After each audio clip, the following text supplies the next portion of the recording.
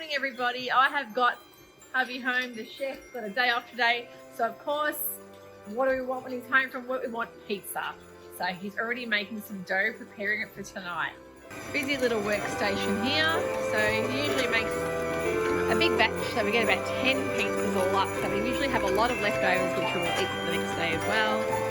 Weighing all the flour, the yeast ready. So we will take you through the whole pizza making process tonight. I'm going to show you exactly what we do, how we make them, and yeah, it's really fun.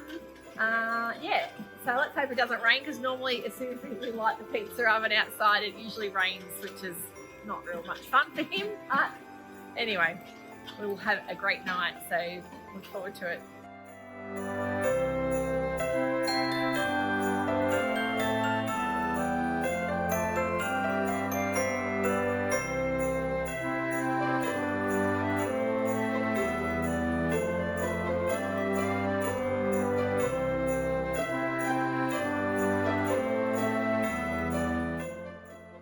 Looks like it's a beautiful sunny day outside, but I have got lots of sewing to do. I'm actually in the midst of making a few tops for my last episode that will be up just before Christmas.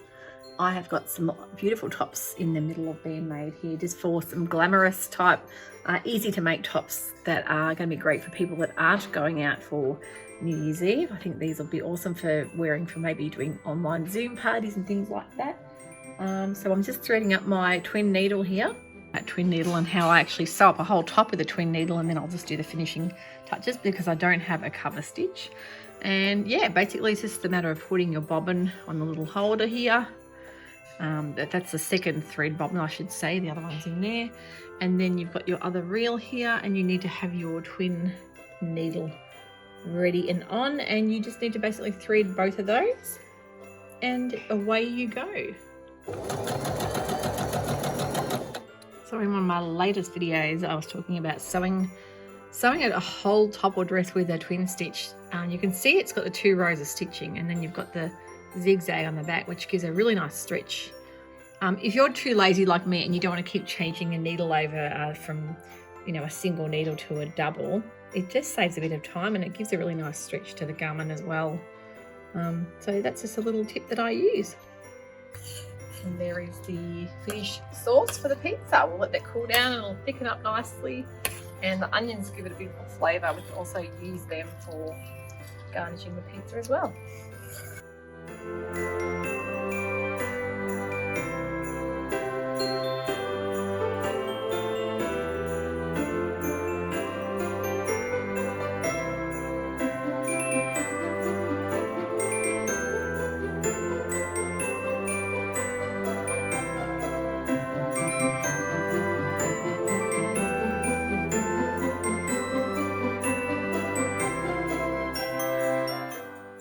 So we're ready for pizza night here. This is my little table here. You'll see all set up ready to go. I'll give you a little bit of a look. We've got our dough prepared. We've got all of our toppings ready.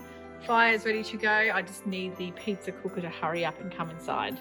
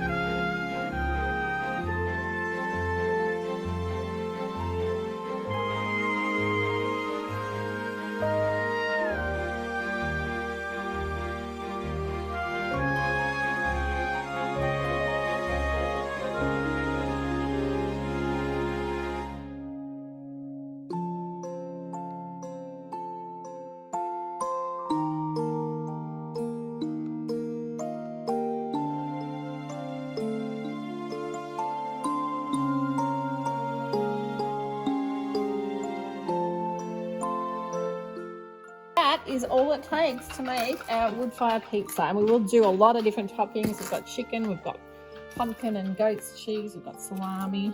So really, it just all depends on what everyone asks for at the time. So they're very lucky.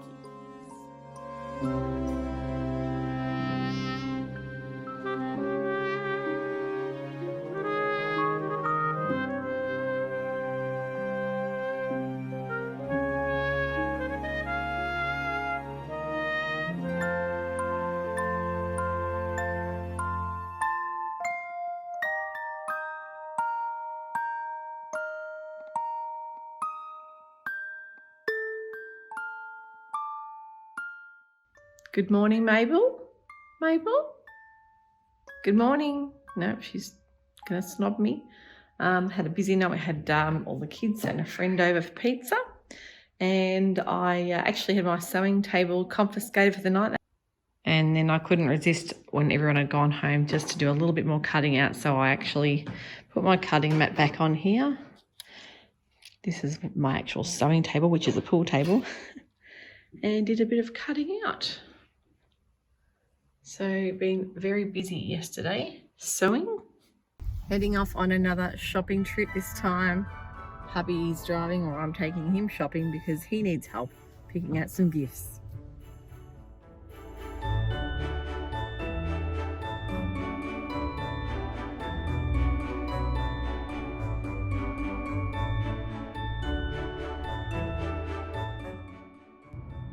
Thought you guys might be interested in a little article we got put in last year. We got nominated to be in a home wood-fired pizza oven article in a Home and Land magazine. I'll put some pics up so you can see. They did a really good write-up. We had a journalist come out to the house, a photographer, and they went around to a couple other families and showed like the tradition of what they do, how they make pizza. So it was really fun.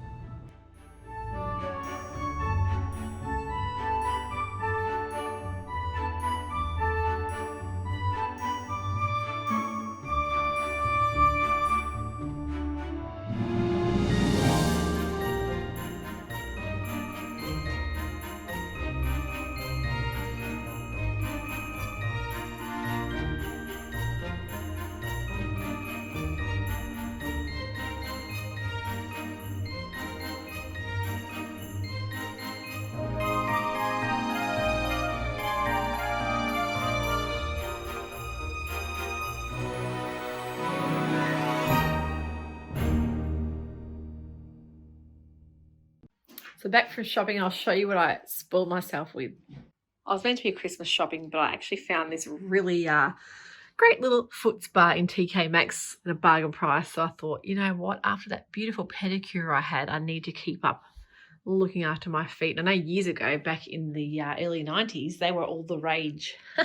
And I probably had one and turfed it out, but yeah, looking forward to using this. So back to doing some more sewing. I'm in the middle of making the Hello Gorgeous tops by Pattern Emporium. And I'll have a little program on for you guys, things that are quick, easy tops to make that I know you guys are going to really enjoy. Sewing up something simple, and I know a lot of people aren't going to be going out this New Year's Eve. It'll be a lot of online Zoom chats, that kind of thing. So tops are going to be really handy to wear and to make. That I bought from Spotlight last week. And I think it's going to come up really nice. I'm really excited to see how it looks. Such a beautiful day outside. I really want to get this finished so I can enjoy the last bit of our sunshine. I'm just thinking now, I think we're just about done as far as shopping goes, which is great. All that's left to do now is food shopping, which I will attempt to do that maybe Wednesday night. So not Christmas Eve, of course, because that's the day that everyone will rush out. But yeah, so I'm just thinking food is it now for me. So I can relax a little bit and just thinking about what I want to make. Normally we have here in Australia, we have things like, you know, people still do like roasts, that kind of thing, even though it's warm weather. We still like to do our roast, but I tend to do salads and then hubby will do smoke some turkeys in the smoker. He's got a really good pellet smoker. So we'll do the turkeys in brine like a day before to get them nice and juicy. And then he'll smoke them on the day. So we'll have the turkey, and we usually have ham on the bone. That's another thing here in Australia. We do a lot of cold or hot ham, but we usually have it cold. Sliced ham, then things like your roast pork or roast chickens, prawns. Seafood is very, very big, very popular on the menu. So if you're lucky enough to live somewhere close by that, you can get hold of prawns, shrimps, but we call them prawns here. Yeah, so that's usually tradition at Christmas. We might do some things like pretzels or cheese platters. For dessert, which is my specialty, I love making desserts. Things like plum puddings are still very popular, specialty-wise. They love plum puddings and fruit cakes and that kind of traditional thing. But I tend to like to make something a bit lighter because it's usually warm. So we love making our pavlova, or pav as we call it here in Australia. It's a really popular dessert. All the Aussie and New Zealand people will know what I'm talking about. It's a beautiful meringue style dessert, almost like a big cake. It's actually meringue, and then you have your fresh whipped cream and fruit on top. And I usually make mine a bit fancier. I'll put usually things like fresh raspberries. I'll do fresh raspberries this year with a bit of Turkish delights, pistachios crumbled on top. And then maybe a cheesecake. The kids all love cheesecake as well here. Usually a lovely trifle. I still love to make a beautiful trifle with peaches and fresh fruit, blackberries. So I love to use a lot of fruit in my desserts because it's all very much in season at the moment here in Australia. So yeah, so I'll just be making some salads the day before. And yeah, the roasting will all be up to the husband to do, which is really great because it means I can relax a bit Christmas Day and enjoy the day.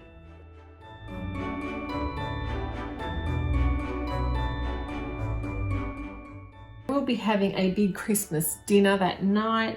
Usually the twins will stay at their boyfriends and they'll have lunch at their houses, and then we'll do a big Christmas dinner with my mum. And we'll have probably about 12 of us here all together, which is a really good number. It's quite a big dinner, but we can all fit at the table that way.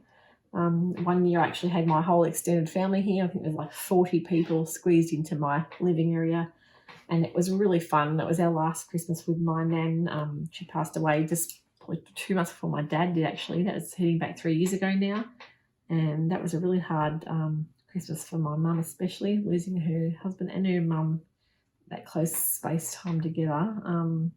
So we had a big Christmas lunch here with everyone, and that was really nice to remember. And we will also do a Kris Kringle or a Secret Santa. The kids, husband and myself will do a Kris Kringle. We've all had a number, we've all had a name drawn out in our special Secret Santa app. So each person has a $50 limit. That's Australian $50, so it's kept not too high. And then we'll all go out and buy that person a secret present, pop under the tree. And it's really fun actually seeing everyone swap the presents around and seeing what you get. You never know who's actually bought it for you, but I think that's a really fun way of putting some thought into present buying and just seeing what you come up with. It's really good.